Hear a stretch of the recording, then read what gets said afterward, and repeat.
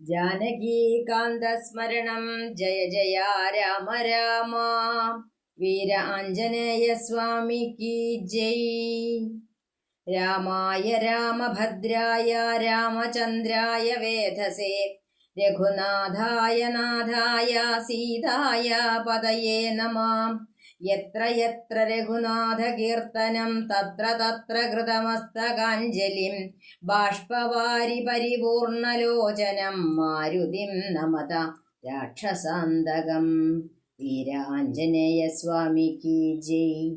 पीताम्बरं करविराजित शङ्खचक्रकौमोदगी सरसिजं करुणासमुद्रं राधासहायमतिसुन्दरमन्दहासं वातालयेशमनिशं हृदि भावयामि।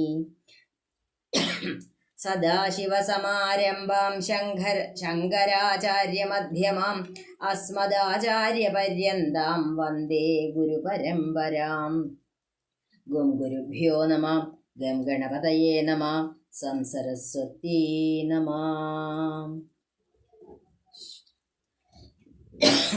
അധ്യാത്മരാമായണം കിളിപ്പാട്ട്. അയോധ്യാകാന്ഡം. വിച്ഛിന്നാഭിഷേകം. അന്നേരമാദിത്യനു മുദിച്ചിടിനാൻ മന്നവൻ പള്ളിക്കുണർ കുറുപ്പുണർന്നീലിന്നം എന്തൊരു മൂലമതീനെന്നു മാനസേ ചിന്തിച്ചു ചിന്തിച്ചു മന്ദമന്ദം തഥാ മന്ത്രിപ്രവരാനാകുന്ന സുമന്ത്രരൂമന്തപുരമകം പുക്കാനതിദ്രുതം രാജീവമിത്ര ഗോത്രോദ്ഭൂത ഭൂപദേ രാജരാജേന്ദ്ര പ്രവര ജയ ജയാം. ഇത്തം നൃപനെ സ്തുതിച്ചു നമസ്കരിച്ചുത്ഥാനവും ചെയ്തു വന്ദിച്ചു നിന്നപ്പോൾ എത്രയും ഖിന്നനായി കണ്ണുനീരും വാർത്തു പൃഥ്വിയിൽ തന്നെ കിടക്കും നരേന്ദ്രനെ. ചിത്തകുലതയാ കണ്ടു സുമന്ത്രരും സത്വരം കൈകേയി തന്നോടു ചോദിച്ചാൻ. ദേവനാരീ സമേ രാജപ്രിയതമേ ദേവി കൈകേയി ജയ ജയ സന്തതം.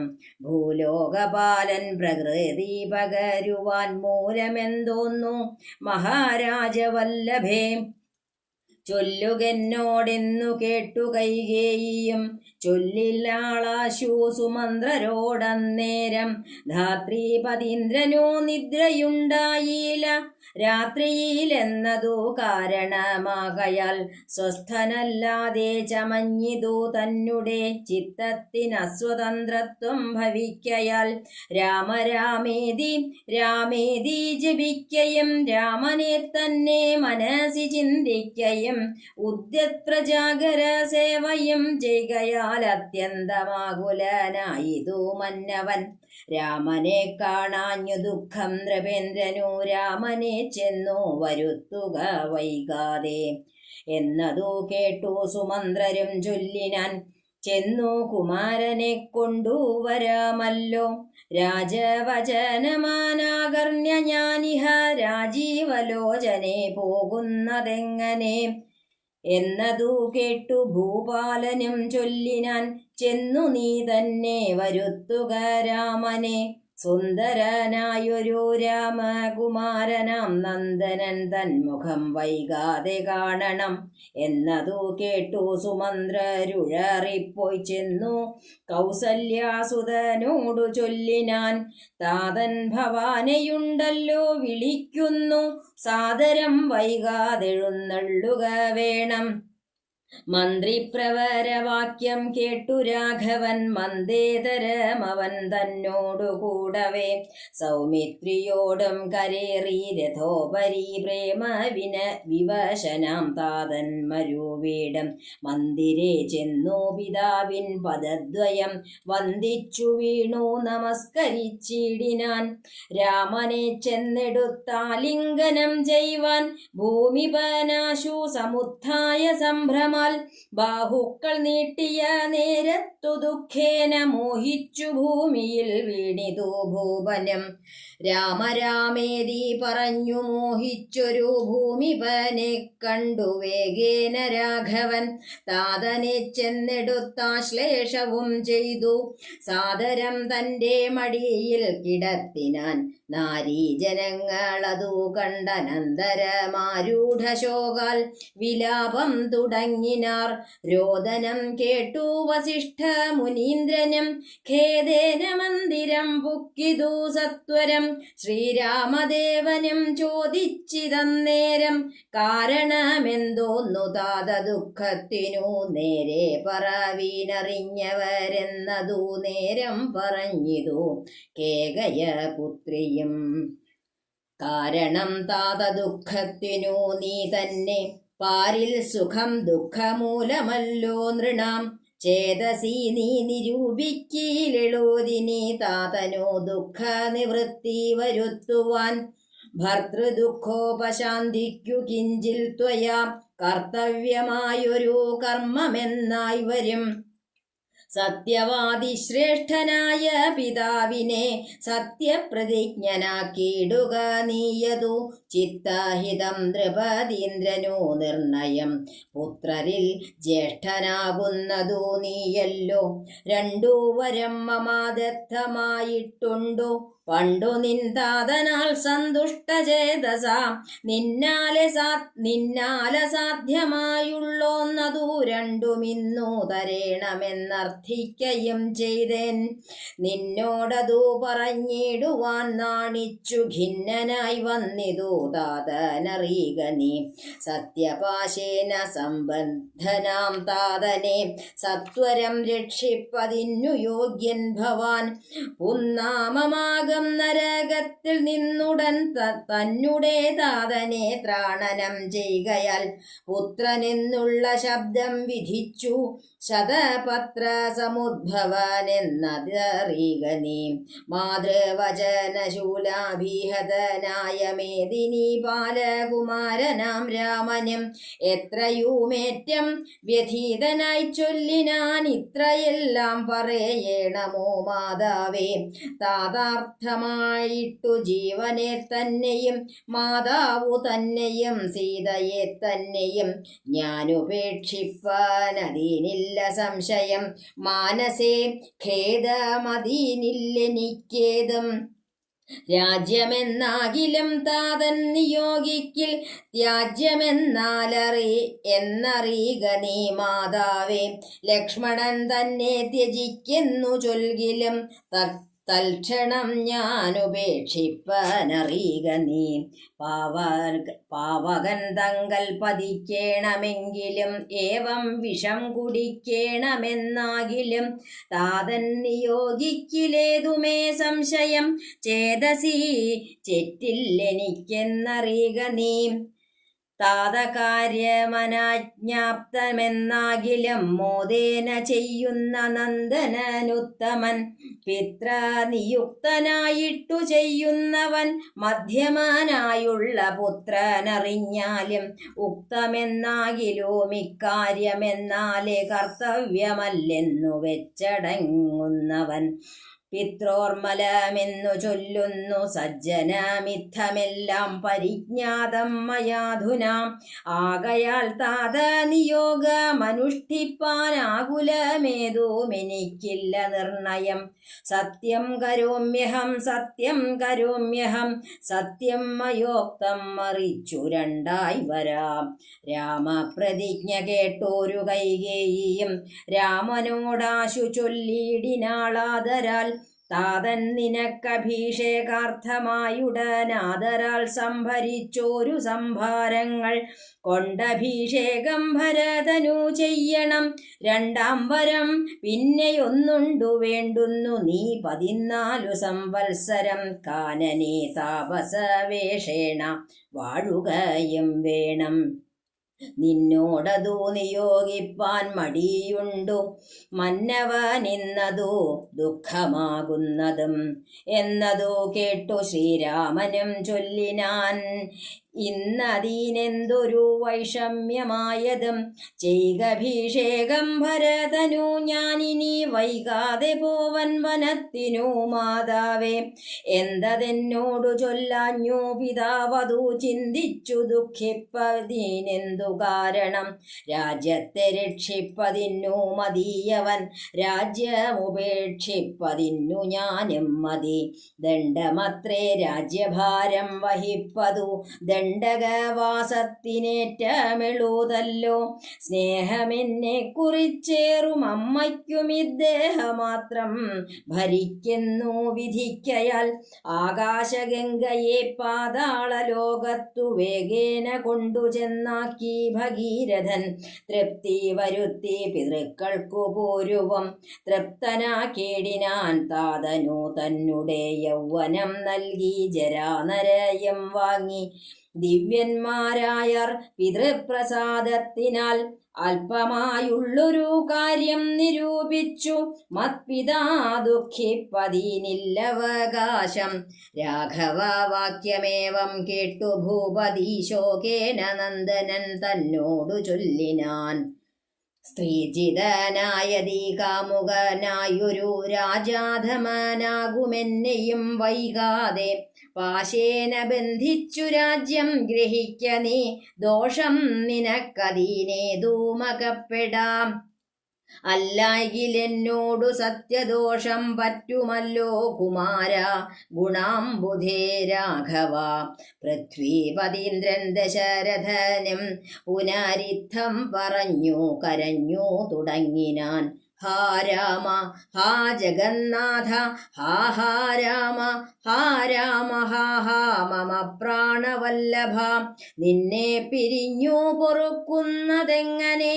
എന്നെ പിരിഞ്ഞു നീ ഘോര മഹാവനം തന്നിൽ ഗമിക്കുന്നതെങ്ങനെ നന്ദന?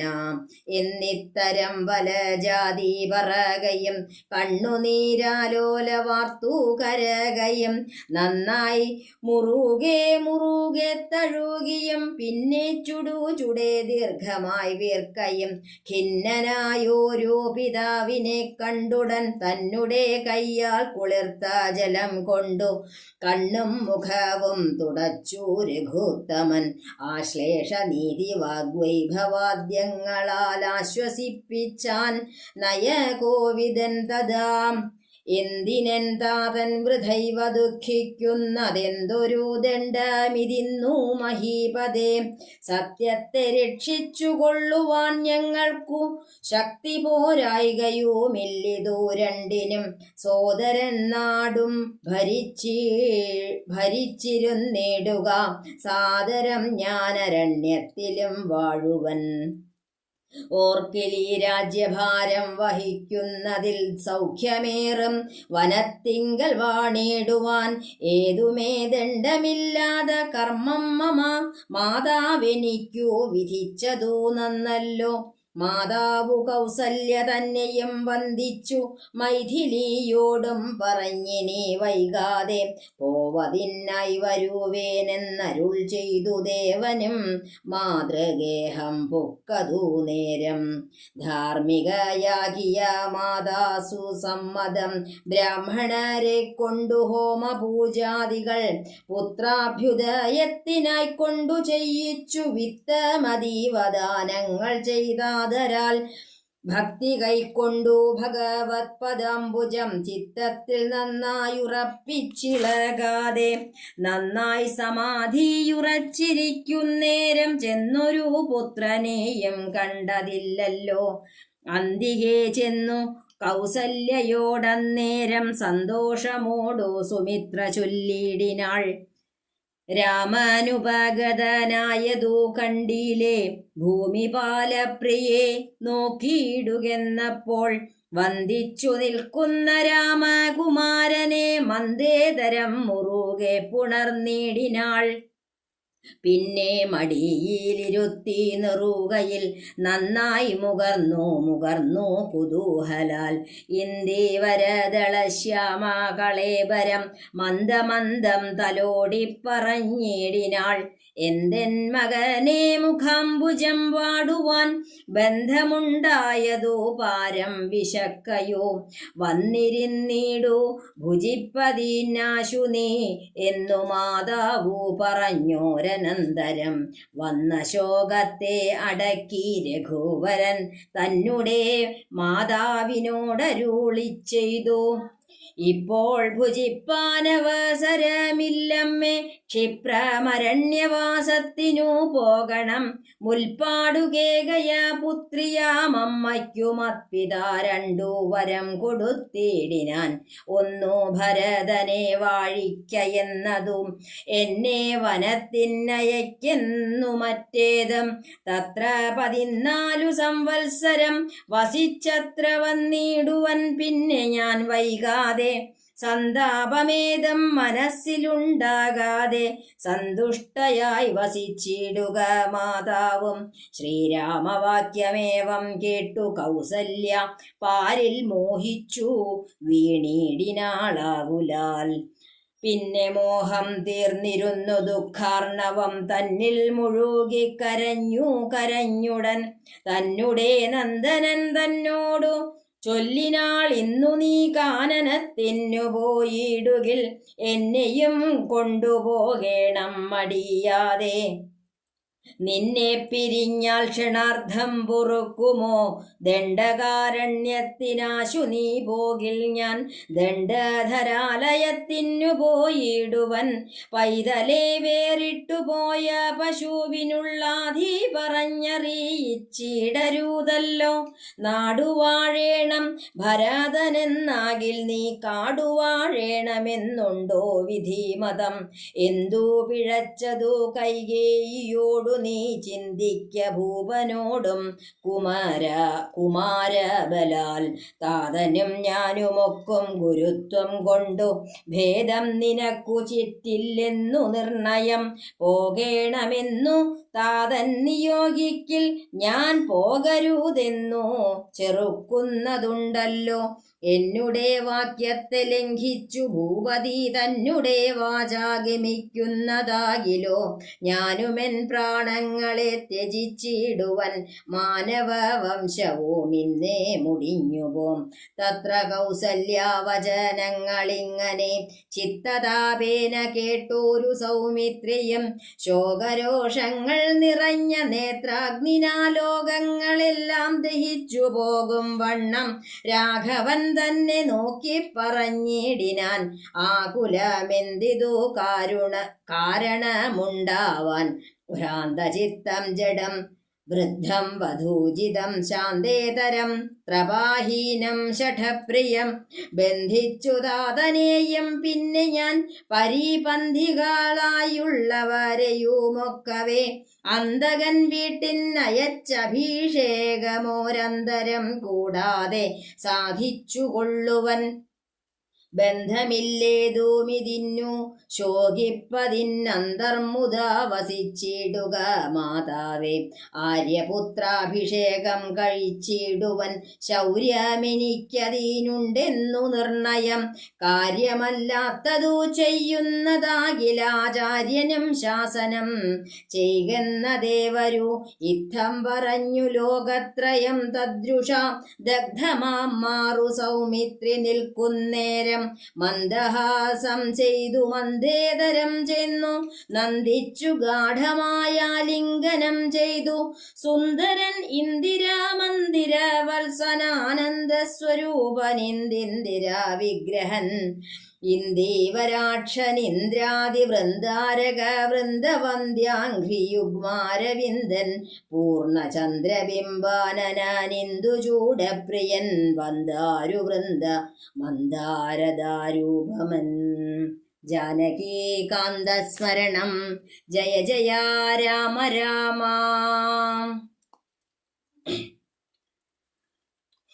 അധ്യാത്മരാമായണം അയോധ്യാകാന്ഡത്തിലെ കഥകളെയാണ് നമ്മൾ അനുസ്മരിച്ചു കൊണ്ടിരിക്കുന്നത്. ഇതിനു മുമ്പ് മന്ധരയുടെ വാക്ക് കേട്ടിട്ട് കൈകേയി രാജാവിനോട് 2 വരം ചോദിക്കുകയും അത് രാജാവിൽ നിന്നും പിടിച്ചു വാങ്ങുകയും ചെയ്ത ആ ഒരു സന്ദർഭത്തിനെയാണ് ഇതിനു മുമ്പ് കണ്ടത്. പിറ്റന്നാൾ നേരം പുലർന്നു. മന്ത്രിപ്രവരനായിട്ടുള്ള സുമന്ത്രര് രാജാവിനെ കാണാനായിട്ട് കൈകേയിയുടെ അന്തഃപുരത്തിലേക്ക് ചെന്നു. അവിടെ ചെന്നപ്പോൾ രാജാവിനെ സ്തുതിച്ച് നമസ്കരിച്ചു. രാജാവ് അവിടെ ആ തറയിൽ കിടന്ന് കരയുന്നതായിട്ടുള്ള ആ ഒരു രംഗം കണ്ടപ്പോൾ മന്ത്രിപ്രവരനായിട്ടുള്ള സുമന്ത്രർക്ക് ദുഃഖം തോന്നി. എന്താണ് സംഭവിച്ചത് എന്ന് അറിയാനുള്ള ആ ഒരു ഉത്കണ്ഠയോട് കൂടിയിട്ട് ചോദിച്ചു. എന്താണ് സംഭവിച്ചത്? എന്താണ് രാജാവ് ഇങ്ങനെ തറയിൽ കിടന്ന് കരയുന്നത്? എന്താണ് അദ്ദേഹത്തിന് ദുഃഖം? ഇത് കേട്ട് കൈകേയി പറഞ്ഞു, ഇന്നലെ രാത്രി മുഴുവനും രാമ രാമ എന്ന് വിളിച്ചുകൊണ്ട് രാമനെ തന്നെ ഓർത്തുകൊണ്ട് ഓരോന്ന് പറഞ്ഞ് ഇന്നലെ രാത്രി ഉറക്കം ഉണ്ടായിട്ടില്ല. അപ്പൊ രാമനെ തന്നെ വിചാരിച്ച് കഴിയുന്നത് കൊണ്ടാണ് ഇങ്ങനൊരു ദുഃഖവും കാര്യങ്ങളൊക്കെ. എത്രയും പെട്ടെന്ന് രാമനോട് ഇവിടെ വരാൻ പറയൂ എന്ന് പറഞ്ഞു. സുമന്ത്രര് പറഞ്ഞു, തീർച്ചയായിട്ടും ഞാനത് കുമാരനോട് പറയാം. പക്ഷേ രാജാവിന്റെ അനുമതി ഇല്ലാണ്ട് എനിക്കതിന് സാധിക്കില്ല. വേഗം ദശരഥ മഹാരാജാവ് തന്നെ പറഞ്ഞു, പോയിട്ട് എത്രയും പെട്ടെന്ന് രാമനോട് ഇവിടെ വരാൻ പറയൂ, എനിക്ക് കാണണം എന്ന് പറയൂ. വേഗം സുമന്ത്രര് പോയി. അദ്ദേഹത്തിന് തോന്നി എന്തോ ആപത്ത് സംഭവിച്ചിട്ടുണ്ട് എന്ന് അദ്ദേഹത്തിന് മനസ്സിലായി. വേഗം ശ്രീരാമന്റെ അടുത്ത് ചെന്നിട്ട് പറഞ്ഞു, അച്ഛൻ അങ്ങയെ കാണണം എന്ന് പറയുന്നുണ്ട്, കൈകേയിയുടെ മന്ദിരത്തിലുണ്ട്, എത്രയും പെട്ടെന്ന് അവിടേക്ക് എഴുന്നള്ളണം. ഇത് കേട്ട മാത്രയില് ശ്രീരാമൻ ലക്ഷ്മണനോട് കൂടിയിട്ട് രഥത്തിലേറി എത്രയും പെട്ടെന്ന് അവിടെ ചെന്ന് നമസ്കരിച്ചപ്പോ കാണുന്നത് തൻ്റെ അച്ഛൻ വളരെ ദുഃഖിതനായിരിക്കുന്നതാണ് കാണുന്നത്. വേഗം ചോദിച്ചു, എന്താ അച്ഛന് പറ്റിയത്? എന്തിനാണ് അച്ഛൻ ഇങ്ങനെ വിഷമിക്കണത്? ഇത് കേട്ടപ്പോഴും രാജാവിനൊന്നും പറയാനില്ല. രാജാവ് കരഞ്ഞുകൊണ്ടേ ഇരിക്കുകയാണ്, രാമ രാമ എന്ന് വിളിച്ചുകൊണ്ട്. അത് കേട്ടതിന് അമ്മയാണ് മറുപടി പറഞ്ഞത്, ഈ ദുഃഖത്തിന് കാരണം നീ തന്നെയാണ്. പണ്ട് ദേവാസുര യുദ്ധത്തിൽ വെച്ചിട്ട് രാജാവ് എനിക്ക് 2 വരങ്ങൾ തരാമെന്ന് പറഞ്ഞിരുന്നു. അത് ഞാൻ ഇപ്പോൾ ചോദിച്ചു. അതിലൊന്ന് ഭരതനെ രാജ്യം വാഴിക്കണമെന്നുള്ളതും രണ്ടാമത്തേത് നീയ് വനത്തിൽ 14 കൊല്ലം പോയി വസിക്കണം എന്നുള്ളതുമാണ്. അതുകൊണ്ട് അതാണ് അച്ഛൻ്റെ ഈ ഒരു ദുഃഖത്തിന് ഇപ്പോൾ കാരണം. വേഗം ശ്രീരാമചന്ദ്രൻ ചോദിച്ചു, എന്തിനാണ് ഇതിന് ദുഃഖിക്കാനുള്ളത്? മാത്രല്ല കൈകേയി ഒന്നുകൂടി പറഞ്ഞു, നീയാണ് ജ്യേഷ്ഠൻ അല്ലേ? അതുകൊണ്ട് അച്ഛൻ്റെ ഏറ്റവും വലിയ സത്യം നടപ്പാക്കേണ്ടത് നീ തന്നെയാണ്. പും എന്ന നരകത്തിൽ നിന്ന് ത്രാണനം ചെയ്യുന്നവനാണ് പുത്രൻ എന്ന് ബ്രഹ്മാവ് തന്നെ പറഞ്ഞിട്ടുണ്ട്. അത് സത്യമാക്കേണ്ടത് നിന്റെ ചുമതലയാണ് എന്നുകൂടി പറഞ്ഞു. ഇത് കേട്ടതോടു കൂടിയിട്ട് രാമൻ പറഞ്ഞു, അമ്മേ, എനിക്ക് പുത്രധർമ്മത്തിനെ കുറിച്ചൊക്കെ എനിക്ക് പറഞ്ഞു തന്നിട്ടുണ്ട് അച്ഛൻ തന്നെ. സജ്ജനങ്ങൾ പറയണതും ഞാൻ കേട്ടിട്ടുണ്ട്. പുത്രന്മാര് 3 തരത്തിലുണ്ട് എന്ന് ഞാൻ കേട്ടിട്ടുണ്ട്. എന്തൊക്കെയാണ്? ആരൊക്കെയാണ്? ഉത്തമപുത്രൻ എന്ന് പറഞ്ഞാൽ മാതാപിതാക്കള് മനസ്സിൽ നിരീക്കുമ്പോഴേക്കും അത് ചെയ്തു കൊടുക്കുന്നവരാണ് ഉത്തമപുത്രര്. മധ്യമപുത്രര് എന്ന് പറഞ്ഞാൽ എന്താണോ അവർ ആവശ്യപ്പെടുന്നത് അത് ചെയ്തു കൊടുക്കുന്നവരാണ്. ഇതിലൊന്നും പെടാത്തവരാണ് അധമരായിട്ടുള്ള പുത്രന്മാര്. ഉത്തമപുത്രനാകാൻ എനിക്ക് സാധിച്ചിട്ടില്ല, കാരണം ഞാൻ ഇത് അറിഞ്ഞിട്ടില്ല, എനിക്കത് ചെയ്യാൻ സാധിച്ചിട്ടില്ല. പക്ഷേ മധ്യമപുത്രനാവാൻ ഞാൻ തയ്യാറാണ്. പറയൂ, എന്താണ് ഞാൻ ചെയ്യേണ്ടത്? ഞാൻ അച്ഛൻ പറയുന്നത് അനുസരിക്കാൻ തയ്യാറാണ്.